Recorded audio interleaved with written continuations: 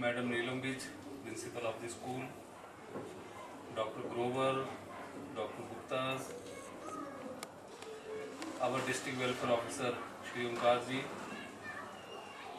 all the district guests who are here today to celebrate the Children Day with the beautiful children of Arushi School, the parents of the teachers, parents and teachers.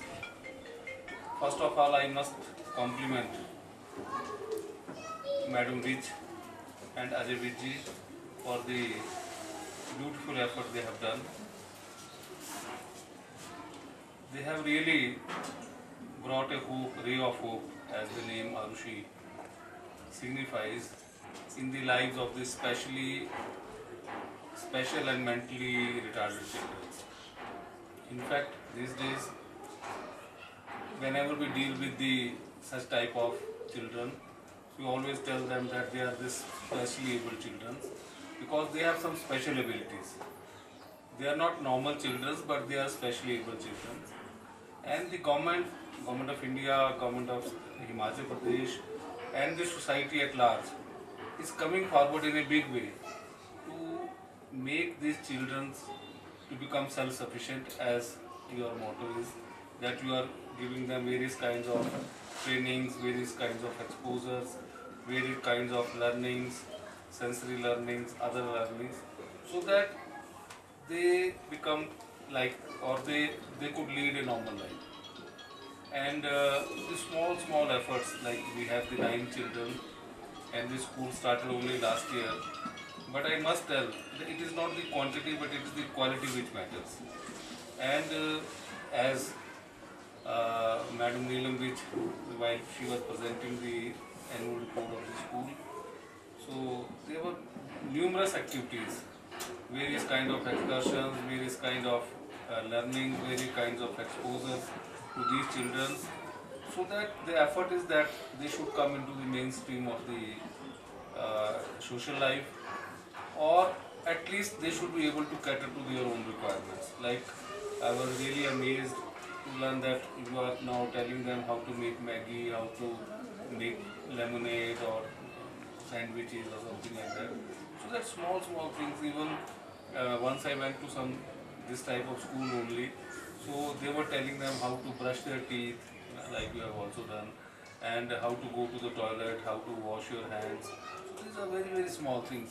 And I was just telling Madam this that we are very lucky, all the parents who have the normal children. We are very lucky to have the normal children.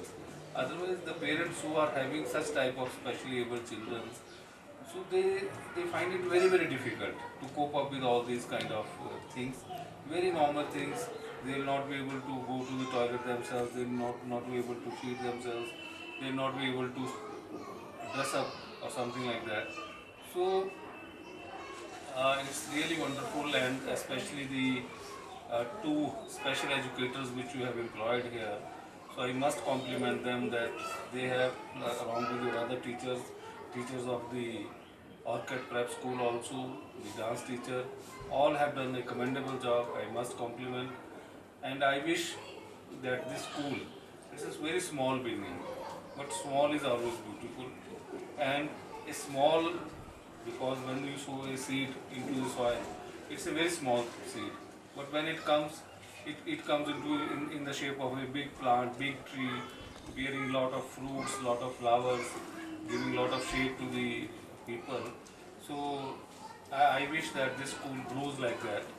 And on our part, on the part of the state government, I have specially requested my district welfare officer to be present here, so that we can just, because whatever we can do at government level, it is not sufficient. Ultimately, the society, the NGOs, the people, the philanthropic people like you all, which you have come here, they have to come together to build up a nice society, to give a better kind of life for such type of children. Government of India at their own part, now I must tell you that they have created a separate department. So there is a separate ministry for disability affairs at the national level. Similarly, in the state we have a department of social justice and empowerment. We are dealing with all kind of disabilities, various kind of disabilities, are there.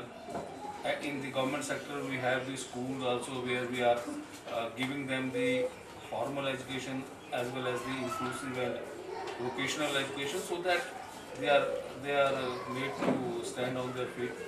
And all these children, they have a different profile.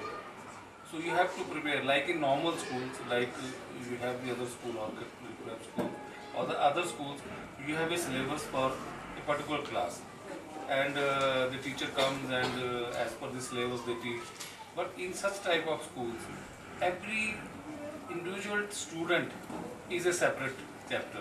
Because you have to draw his profile, you have to work out as per the requirements of the children, and you have to develop a special strategy so that the children is, because you cannot teach same kind of things to all these children, because they have, like, some are hearing impaired, some are autistic, some are mentally challenged. So there are various kind of disabilities, and the government is assisting the NGOs like yours NGOs. And I was just asking, so it's nice that they have registered with our department also. They have registered with the Board of School Education and the School Education Department. But I must tell you that whenever we come to such type of schools or such type of institutions, in government sector also we have such type of institutions where we are imparting up to +2 level education, vocational training, and then we have some special homes, because it is not sufficient. Maybe up to +2 level, we try to make them self-sufficient. We try to make them in such a way that they could lead almost normal kind of life or almost self-sufficient kind of life. But then there are certain individuals which may require lifelong support. So we have the mentally retarded homes for the adults also. We in the state also we have a the state level this Institute of Mental Health and Rehabilitation. It is under the IGMC. It is here only. And as Dr. Grover, she was really, because she would testify that all these children, they have the different needs, and your effort is really commendable. I must compliment you on my behalf, on behalf of the department, and we wish that such type of small efforts they are generated in the society, so that these children, it should not look like to the parents that this is a lifelong curse or something like that. It was a very old school of thought, but now we feel that all these children, they are able to do, like, suppose if they are hearing impaired, so no problem, they can otherwise do all the kind of normal things. If they are blind, there is no problem. The science and technology has developed so fast that we have gadgets for each kind of deficiency. Like for blind children, we have the talking softwares, computers, and I have seen the people who are totally blind, but they are functioning very normally. And I was really surprised. I went for a meeting in New Delhi, and there was a chief commissioner of disabilities,